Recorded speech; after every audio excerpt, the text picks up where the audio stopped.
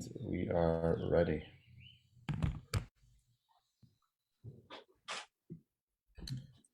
Okay, so anti-Semitism. You probably watch the news. You've heard of stories of whether family members or people in the communities who have been attacked, people who have, been hurt because of what's been going on more recently with the Israel-Palestinian conflict. And these are all very painful things. Obviously, as Jews, we don't want anyone to be hurt ever. There's no, we are not looking to create casualties. And yes, it does seem somewhat disproportionate. And I totally understand why the media can go ahead and easily skew something that to me is so obvious, as far as a response. But I can understand how people could get it wrong. And that does not excuse the way in which people have been speaking about Jews in America and certainly abroad. If you're from England, what's been going on there has been horrible. There's horrible stories throughout Europe and in other places that have large Jewish communities. So what I want to do over the next few weeks with you is kind of like try to understand what anti-Semitism is. Let's ask some important questions. One is, who were these first anti-Semites? Let me just mute everybody. Who were the first anti-Semites? Why would other religions like Christianity and Islam bear a grudge towards Judaism? How did anti-Semites during the Enlightenment period differ from other religious persecution? What is contemporary anti-Zionism? And how is contemporary Zionism a mask for anti-Semitism? Maybe it is, maybe it isn't. Maybe anti-Zionism is just being anti-Zionist and it really does not have anything to do with Jews. Unfortunately, though, I think we know the answer to that right now. And lastly, what distinguishes anti-Semitism from any other form of racial, religious, or national discrimination, or any kind of hatred? Like, what is it? Like, how do we make sense of this as Jews, as humans? How do we resolve all of these things? So the question is, why the Jews? Why have the Jews been singled out for the world's greatest hatred? And what I want to do is I want to read a piece from Dennis Prager. He and Joseph Tlishkin. They wrote a book called "Why the Jews." And if you've ever heard of the Aisha Torah seminar, they have a program that is called "Why the Jews," and so much of that material comes from here. And I'm going to read this piece. I'm just going to pull it up. Hold on a second. I think this is very important. This is just a great way to start. And then what I want to do is I want to do something that I love to do is I want to show you the sources. I want to go through classical Jewish sources that speak about anti-Semitism and show you what Jews have said about anti-Semitism, then bring other authors in as well and try to get like a complete picture of how we understand this stuff. So let's continue. Okay, so this is a quote from Dennis Prager and Joseph Tlishkin. He said, "Hatred of the Jews has been humanity's greatest hatred. While hatred of other groups has always existed, no hatred has been as universal, as deep, or as permanent as anti-Semitism. How are the universality, depth, and permanence of anti-Semitism to be explained? Why such hatred and fear of people who never constituted more than a small minority among those who were most hated and feared them? Why nearly everywhere, the Jews? Why is it the Jews? Many answers have been offered by scholars. These include most commonly economic factors, the need for scapegoats, ethnic hatred, xenophobia, resentment of the Jewish affluence, the professional success, the religious bigotry, but ultimately, these answers do not explain anti-Semitism. They only explain what factors have exacerbated anti-Semitism and cause it to erupt in a given circumstance. None account for the universality, the depth, persistence of anti-Semitism. In fact, we have encountered virtually no study of anti-Semitism that even attempts to offer a universal explanation of Jew hatred. nearly every study of anti-Semitism consists almost solely of historical narrative, claiming implicitly that no universal reason for anti-Semitism exists. We reject this approach. To ignore the question of ultimate causation, or to deny that there are ultimate causes for anti-Semitism, contradicts both common sense and history. Anti-Semitism has existed for too long in too many disparate cultures to ignore the problem of ultimate cause and or claim that the new or indigenous factors are responsible every time it erupts. Factors specific to a given society help account for the manner or time in which anti-Semitism erupts, but they do not explain its genesis, why anti-Semitism at all. To cite but one example, the depressed economy in Germany in the 1920s and 1930s may help explain why Nazis hated the Jews, but not why they wanted to murder every single Jew in the world. You know, it's one thing to go ahead and say, okay, these guys are, but to go out of their way. I mean, Hitler lost so much of the war because of his expansive reach and stretching out his army and his trains and his resources to try to kill Jews. Economic depressions do not account for gas chambers. Explain that to me. The very consistency of the passions Jews have aroused demands a consistent explanation. Ancient Egyptians, Greeks, Romans, medieval, many modern Christians and Muslims, the Nazis, communists, have perhaps only one thing in common. They all counted the Jews as their enemy, often their greatest enemy. And the question is, why? Why are we considered to be the greatest enemy? You have to understand, this book, Why the Jews, was written in 1983. Okay, 1983.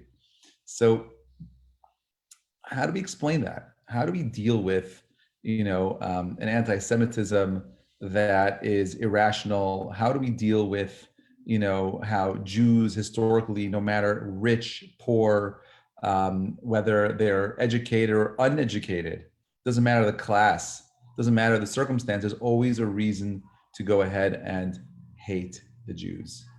So now I'm going to argue that the beginning of anti-Semitism starts with the Jews at Sinai. And the Jews even before that, we see that in the Torah itself. We see that the Jews in Egypt were accused of some form of anti-Semitism, of being stuck together in small clusters, of not being able to branch out, not intermeshing with society, remaining somewhat distant. But I would argue that after the Babylonians destroy the first temple and the Jews are exiled to Persia, this was a shift in Jews and their exposure to other nations. So up until the first century, Jews were continuously living in the land of Israel, right?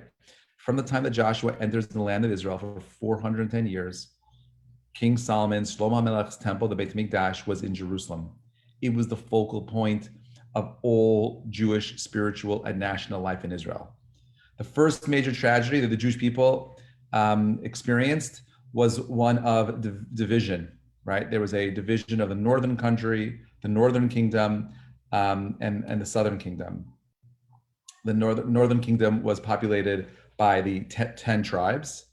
It was eventually invaded by the Assyrians under Sanherib, who exiled the Jews. Sanherib's policy of forced exile and assimilation directly caused the loss of the 10 tribes to the Jewish people. We don't know who they are today. Some people claim to be part of the 10 tribes, but we're not sure who they are, where they're from, and so on and so forth. Now, less than 100 years later, the Jews were dealt another terrible blow. This time, the Babylonians under Nebuchadnezzar. They invaded Israel, they destroyed the temple, the Beit HaMikdash, and exiled almost all of the remaining tribes, Judah, Benjamin, and the Leviim and the Kohanim. Okay, so that's Yehuda, Benjamin, Kohanim, Leviim. They were exiled to where? To Bavel, to Babylon, modern day Iraq. This is a 2-week camel ride, 7 minutes by Scud rockets. Okay, but 2 weeks via, via camels. If we lived in a normal Middle East where we actually had Arab countries that weren't so anti-Semitic, I would have loved to do a real tour starting from Egypt, crossing the Nile, going into Israel, going out of Israel through the north into Bavel, and doing a whole tour there, and then coming back into Lebanon, Syria, coming back into Israel, like a whole crazy tour. But we can't do it because we live in a world that mamash still today, we don't even think about it. But out of the 19 Arab countries, there's only one, I think, or two that have Jews in it, and they're not safe. And it's so twisted that Israel is the one that is apartheid. So anyway, you have later in history, Jeremiah, the Navi, the prophet, he warned that there's going to be a destruction and exile. And he also predicted that the Jews are going to return after 70 years. 70 years later, they returned back to the land of Israel, and they built their second temple. Okay, the second Beit HaMikdash. The second Beit HaMikdash was rebuilt, and the story continues. Now you have another 410 years of Jews living in the land of Israel. Why was the first temple destroyed? And remember, the Gemara in Yoma on Daf Tet Amud Bet says the reason why the Beit HaMikdash was destroyed is because of the three cardinal sins, right? Idolatry, immorality, and murder. These are the three reasons why it was destroyed, and so on and so forth. I want to point out that the Purim story takes place right in between of this exile, between the destruction of the first temple and the rebuilding of the second temple. Mordechai and Esther are living in Persia. The capital moves to Persia, and they have at some point Esther marries King Achashverosh. They have a son together. Yes, Esther had a child with Achashverosh. His name was Darius or Daryavish, and he gave permission to the Jews to go back to the land of Israel to rebuild the Beit HaMikdash. Okay, now this is fascinating. Okay, now you have another anti-Semitic story of how an evil man by the name of Haman in Persia, who becomes the prime minister, and he decrees that everyone must bow down to him. Mordechai refuses, you know the story. Okay, and eventually the Jews are saved because Esther gets to expose Haman's irrational decree that would ultimately have her killed, and Achashverosh did not want that. Xerxes did not want to see that again. Okay, another moment in history. This is ancient. And look again, you have the Jews in Egypt. You have the Babylonians. Now you have the Persians. Okay, and in each one of these scenarios, Jews were being destroyed. Why? Like, what did they do? Why did these other countries come and attack? What were they involved in that required such a harsh, exile and destruction and humiliation and so on and so forth? Now, in middle of we're right now in middle of the second Beit HaMikdash. So in middle of the second Beit HaMikdash, second temple, you have another holiday called Hanukkah, right? What is Hanukkah about? Oh, these are the Greeks. Now the Greeks have a problem with the Jews. All right. So what does the word Hanukkah mean? Hanukkah comes to the word Chanu. Hanukkah means a dedication.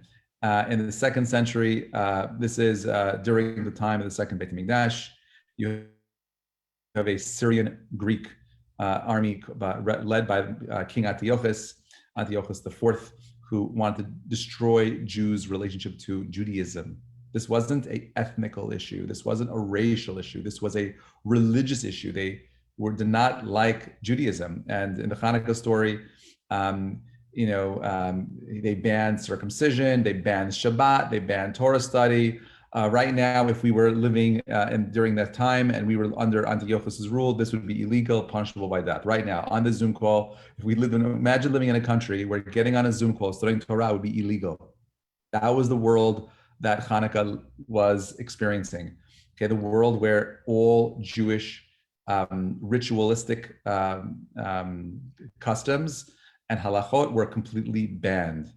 And eventually what ends up happening is Jews end up marrying out and they start losing their connection to their Judaism, and Judaism begins to fade as well as the people. Now, when the Greeks challenged the Jews to sacrifice pigs, which are asur, which are prohibited on the Temple Mount, okay, there were a few courageous Jews that stand up, and their name are the Maccabees. Matatyahu, these are a special group of a family, the Hashmonaim, and they stand up and they literally fight back and push the Greeks out and take over the land of Israel. And for about another 150 years, there's somewhat peace until the Romans come along and they end up destroying the whole entire temple. Now, why is the temple destroyed? The temple is destroyed because of something called sinat chinam, baseless hatred, right? The first Beit HaMikdash was the three cardinal sins, idolatry, immorality, and murder, bloodshed.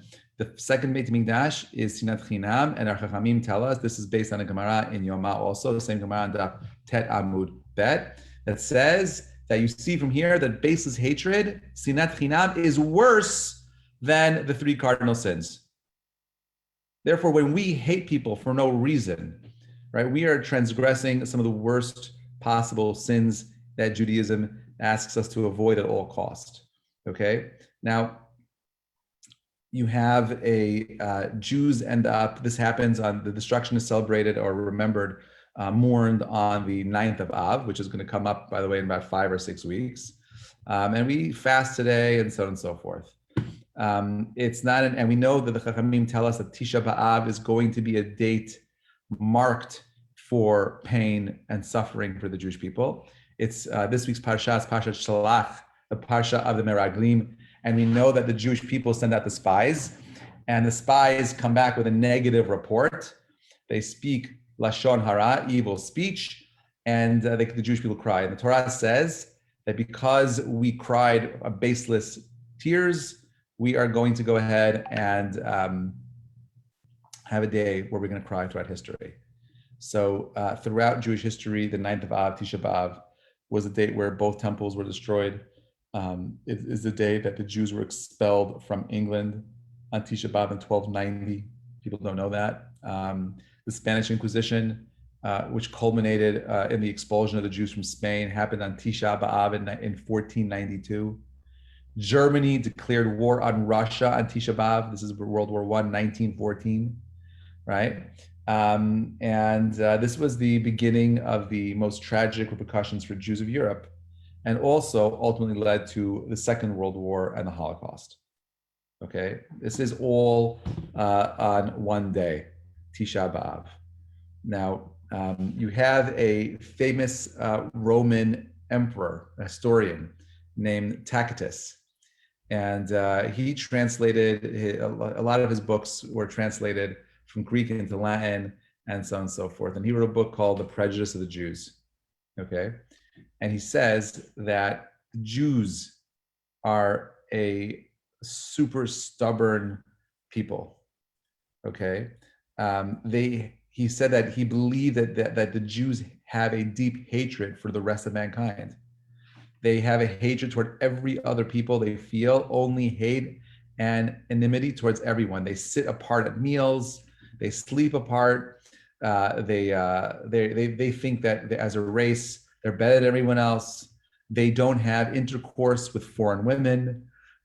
Jews regard the Jews regarded as profane all that which we hold sacred. Meaning, like if they believe that having orgies and parties and getting drunk is sacred, Jews see that as being profane, right? Jews always held themselves to a higher standard. The Jews regarded it as a crime to kill any newborn infant. In the times of the Romans, if you had a child that had any kind of deformity, if you had a child that was a female first and you wanted a boy first, the custom was you took the baby out and you let it either die of exposure by leaving it in the woods, or you took it by its left leg and slammed it against a rock. This was normal in Roman and Greek times. We as Jews rejected that. We don't believe in destruction of life, of any kind of life. These are things that we hold sacred. Okay, you have another person, this is in the 3rd century, someone by the name of Philostratus. Okay, and he says that the Jews have long been in revolt, not only against the Romans, but against humanity, and a race that has made its own life apart, irreconcilable, that cannot share with the rest of mankind in the pleasures of the table, nor in their libations or prayers or sacrifices. They're separated from ourselves by a great fault that divides us from Sura, the Bactura, and more distant Indies. Meaning, like, Jews are just separate people, right? So according to these two different historians and teachers from Athens and Rome, they basically say that the reason why they hated the Jews is because we were so isolationist. We were isolationists.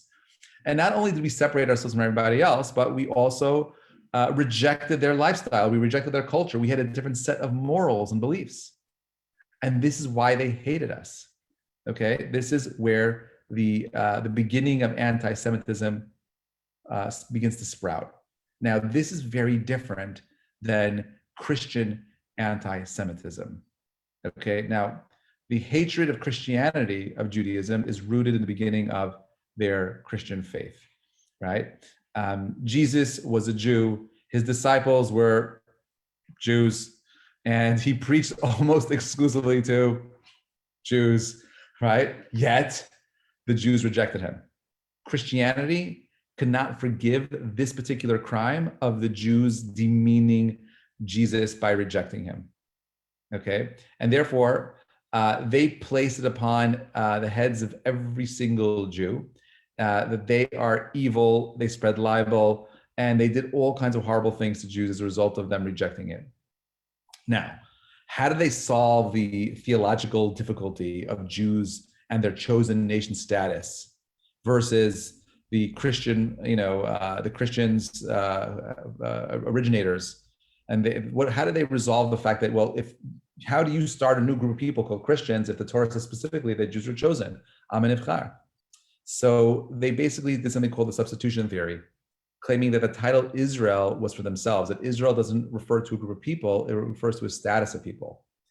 Okay, and therefore the new Jews, the new Israel were the nation of Christians. Okay, and this is how they dealt with these kinds of things. I often have a brother who gets into a lot of interesting theological discussions with his Christian neighbors. And they always tell him, it's not too late for you to convert to Christianity. Don't worry about it. Jesus loves you. So my brother has the best response to it. He says, listen, he's like, you believe that you believe in the Son, right? That Jesus is the Son. You believe in the Son and his rules and his laws and so on and so forth. He's like, but I, as a Jew, I believe in the Father. The Father comes before the Son. I believe what the Father said. And therefore, I guarantee you, if I do my thing and you do your thing, we're okay. Don't worry about me converting into anything. But this was an unfortunate reality that Jews were hated throughout Christendom as a result of their deep relationship to their faith. You see clear quotes in the book of Matthew, the book of John. In the book of Matthew, he says clearly, let his blood be on our heads and the heads of our children. He's talking about Jews. John says, why do you not understand what I say? It is because you cannot bear to hear my words. You are your father, the devil, and your will is to do what your father's desire. The reason why you do not hear the words of God revealed by Jesus is because you are not of God, meaning you're not spiritual. This is all pointed towards the Jews. There's so many of these different sources. Martin Luther, who is a little bit later, he said, listen, straight out, Jew, are you aware that Jerusalem and your sovereignty together with your temple and priesthood have been destroyed for over 1400 years? And for such ruthless wrath of God is sufficient evidence that they assuredly have erred and gone astray. Therefore, this work of wrath is to prove that the Jews, surely rejected by God, are no longer his people, and neither is his any longer their God. Meaning, of course, the fact that the Jewish people were exiled is proof that God rejected the Jewish people. Okay, and therefore you're no longer his chosen people. But what they forget is that God is infinite and he's eternal, and his promise to the Jewish people is eternal. You see the same exact issue happening in the Muslim faith, right? That only Muhammad's prophetic claim could be tolerated. Everything else, every other monotheistic faith is wrong. For anyone who denies Muhammad is, it should be ridiculed and be destroyed. There's quotes from all different places that speak very clearly about Jews being the evil, the scourge on the world. You have Hamas in their charter, which I believe has learned a lot from some of its Islamic history, that the Jews, they believe, were behind the French Revolution, they were behind the Communist Revolution, they were behind World War I, they were behind World War II, right? And they did all these wars because they wanted to make money by trading arms, right? And there's no war anywhere in the world without the Jews. And this is all part of the protocols to the Elder of Zion, which is a whole other fascinating conversation. And this is Jews. This is the hatred for the Jews. You see this continuing, by the way, in the Enlightenment period with Voltaire, Hertzberg, and others who, Immanuel Kant, they're all talking, spewing all kinds of hatred about the Jews. Now, they're all different reasons: philosophical, religious, cultural, social. But what was interesting about Adolf Hitler and the Nazis is that he said Judaism and Jews, the issue is genetic. It doesn't matter what you believe. You see, if you were living in Christendom and you were a Christian, then you were fine. And if you were Jewish, the only way for you to get out of trouble is by converting. And once you converted, you were good. If you did a sincere conversion, you were good. Same thing as in Muslim lands. If you convert to Islam, you were saved. But for Adolf Hitler, there was no way of converting out of being a Jew. Your DNA is Jewish, and therefore you needed to be destroyed. The core of who you are has to be erased from humanity. Okay, he believed that there was no hope for any Jews, and therefore the only good Jew is a dead Jew. Okay, so you see that there's a long line of historical hatred for the Jews. There's no way of explaining where it comes from except for ignorance. Most of these ideas come from the fact that there's a lot of misinformation. I would argue that so much of the roots of anti-Semitism started with a value issue, that our values, our moral, ethical principles were uniquely different, and that's where so much of that tension came from. In contrast to Christians and European anti-Semites, that was based on Judaism as a religion. Nazi anti-Semitism was based on their hate for the Jews as a race. Now, according to the Nazi ideology, the difference between Jews and Gentiles came from their inner nature. Therefore, even conversion couldn't save them, right? And now the Nazis were assisted by local Gentile populations. Don't believe for a second that the Nazis did not have local people helping them. They did. And these were the people that readily informed on Jews. There were some righteous Gentiles who saved the Jews throughout the Holocaust, but most remained silent. The only way we have a chance of defeating anti-Semitism is by creating partnerships with people around the world, and for ourselves not being afraid to speak up and calling people out on hatred. God willing, next week, I'm going to keep going and explaining modern anti-Semitism. We'll look a little bit at anti-Zionism and how that's anti-Semitism. And if there are any questions at any point, please feel free to let me know. This is just a very quick, brief overview of almost 3,000 years of Jewish history and anti-Semitism. God willing, we're going to double click on modern anti-Semitism next week. Wishing you all a lovely day. Thank you so much for listening. Take care, everybody. Thanks for listening.